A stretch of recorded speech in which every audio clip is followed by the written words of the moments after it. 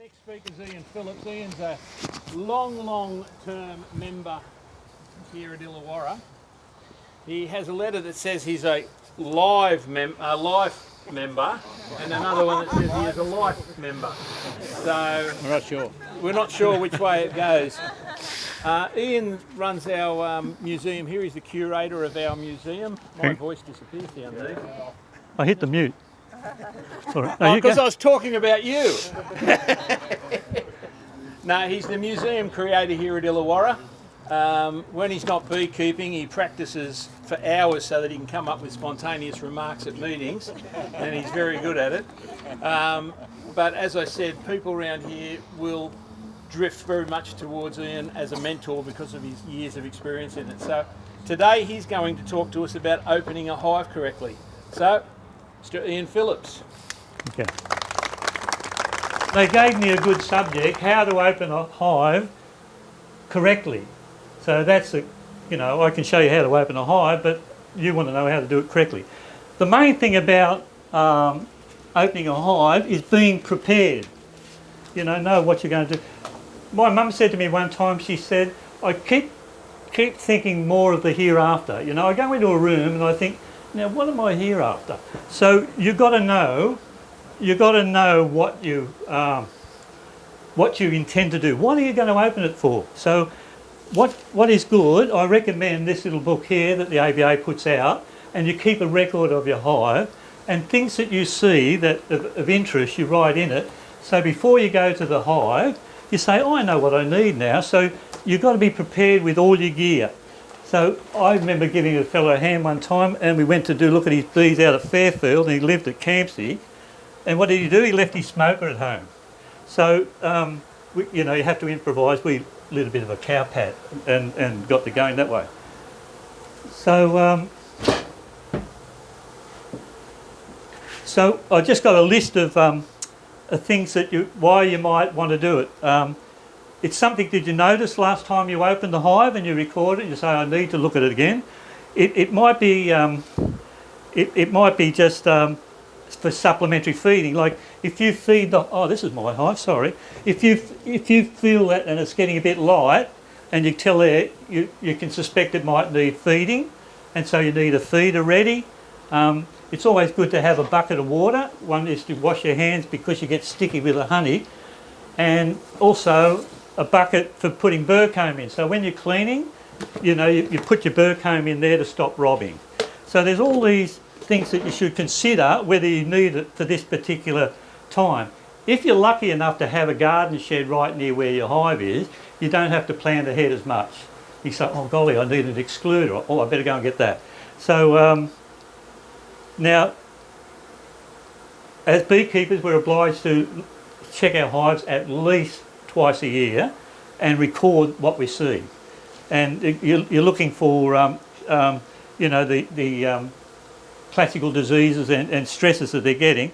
And so what you should also do, if you're not familiar with it, you should read up on what AFB is about, what the symptoms are, what EFB is, sac brood, chalk brood. Read that up so that when you're actually working the hive, you've got some idea. So you might find too is that the last time you worked it, the bees were a bit stroppy. So you think, well, they might need requeening. So you need to have that in advance. The reason you might want to look, if you've seen around your house, you see bees, scout bees, hovering around looking, they're trying to find a new thing. You can be sure that one of your hives is getting ready to do a runner. So, there's, by looking at the activity at the entrance, you can usually see what's happening.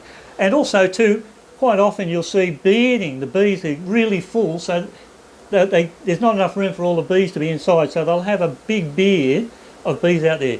So you need to get ready with extra gear. It's always handy to have a spare box with nuke and frames, so that you don't have to say, when you've opened the hive up, you say, oh golly, I need such and such, and you've got to go off and get it. So if you've got it on hand, it means that you only affect the hive for a minimal amount of time. You're not wasting too much time with a hive open, and as you heard earlier, you can lose a lot of heat that way. So if you've got a little nuke like this, it's good because when you're working bees, you can put some of the frames in there for storage while you're working. So a nuke's always handy to have. And if you've got a spare queen, you've got a spare queen excluder, it's good. It's a bit crowded in here. It's good to have one all ready to put on the swap. So one of the things that happens when you lift it up and you find that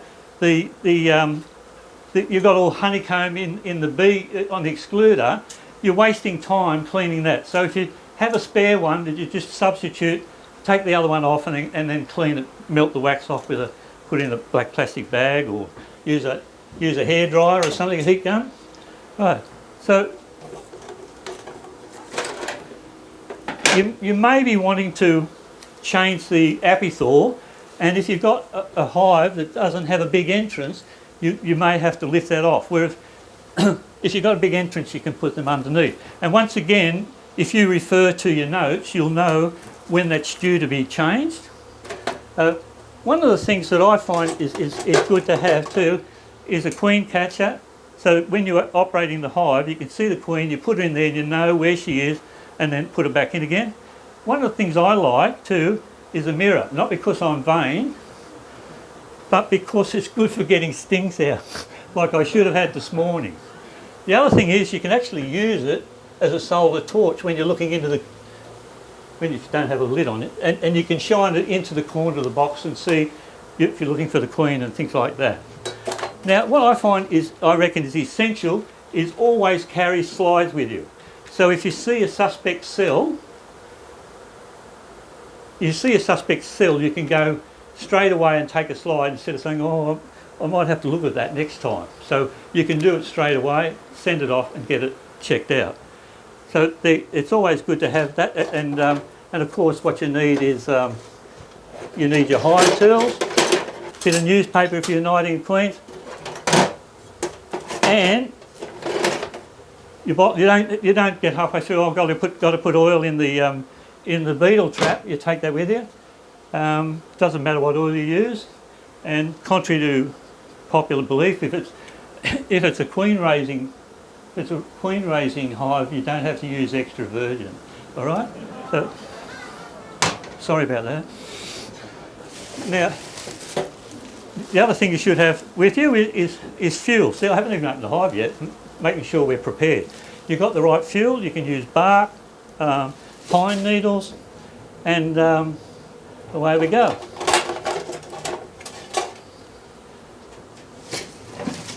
So when you're lighting a smoker,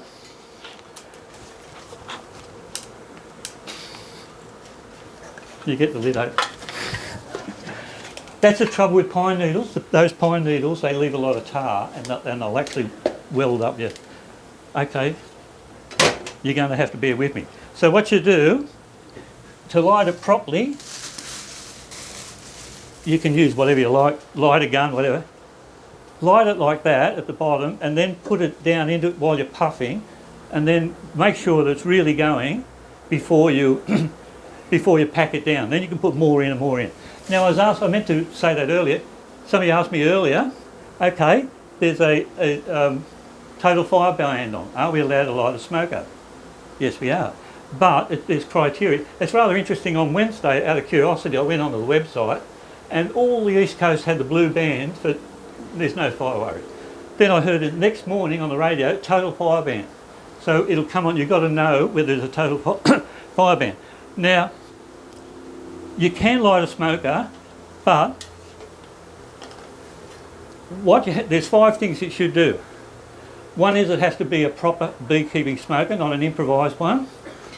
You've got to have fuel that doesn't emit sparks or the thing.